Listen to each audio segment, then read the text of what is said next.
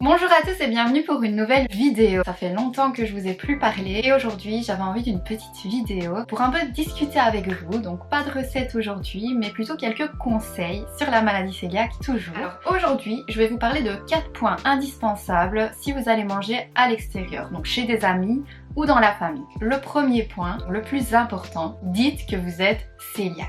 C'est la première chose à dire, vous ne devez pas aller là en vous disant je vais faire en sorte que tout se passe bien, personne ne se rendra compte de rien. Deuxième point très important, vous devez informer, sensibiliser au sujet de cette maladie cœliaque. Expliquez tout ce que vous savez sur la maladie, racontez votre histoire, comment vous l'avez découvert, les symptômes que vous aviez. Vous devez expliquer vraiment tout ce que vous savez sur la maladie cœliaque en leur expliquant les dangers si vous consommez du gluten et vous expliquez donc, vous sensibilisez au sujet des contaminations croisées. C'est très important pour que la personne se rende compte que ce ne sont pas des caprices, qu'il y a vraiment un danger et que vous faites ça pour votre bien, pour votre santé. Donc ce n'est pas contre l'autre mais plutôt pour votre bien, pour le bien de tout le monde d'ailleurs, parce que je suis sûre que l'autre n'a pas envie que vous soyez contaminé non plus. Il faut toujours bien expliquer votre maladie, ne pas avoir peur en fait de réexpliquer pour la 100e fois ce qu'est la maladie cœliaque. Il faut savoir que très peu de personnes sont au courant de cette maladie. Déjà au restaurant c'est très compliqué de se faire comprendre. Quand on dit qu'on est cœliaque, souvent on se demande quel mot on a utilisé. Donc dans la famille et chez les amis c'est encore plus difficile parce qu'ils ne sont sûrement pas confrontés tous les jours à des personnes qui sont cœliaques, qui connaissent le régime sans gluten, des personnes qui ont envie d'arrêter de manger du gluten pour telle ou telle raison. Mais vous c'est vraiment une obligation, c'est pas juste un choix. Troisième point très important aussi, quand je vais manger quelque part, je demande toujours le menu. Il faut que je sache exactement ce qui va être préparé. En fonction du menu, déjà je sais comment je vais discuter avec la personne pour lui expliquer au mieux que dans tel ou tel ingrédient, telle ou telle préparation des plats qu'elle va faire, il va y avoir un petit souci en fait. Donc déjà moi je vais bien expliquer que c'est très compliqué de cuisiner pour une personne qui est cœliaque, j'hésite pas à le dire. Je commence toujours mon discours par ne te tracasse pas pour moi, je peux apporter mon tupperware.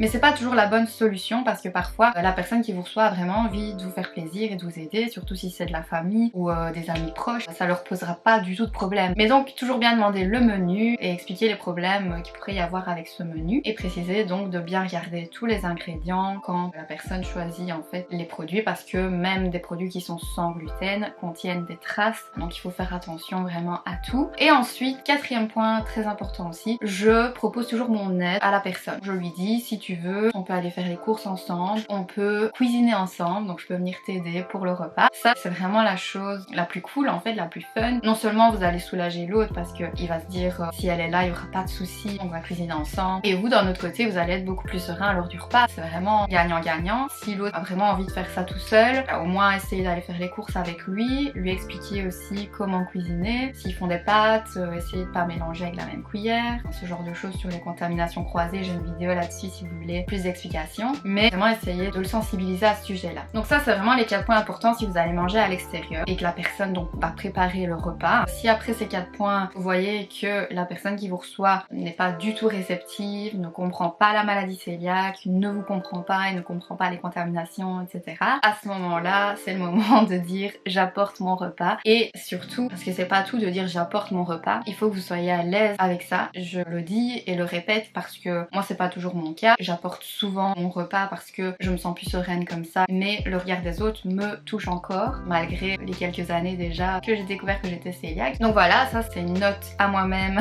et pour vous également. Vraiment essayer d'être à l'aise quand vous décidez de ne pas faire confiance en fait. Il ne faut pas créer de conflit avec la personne qui vous reçoit.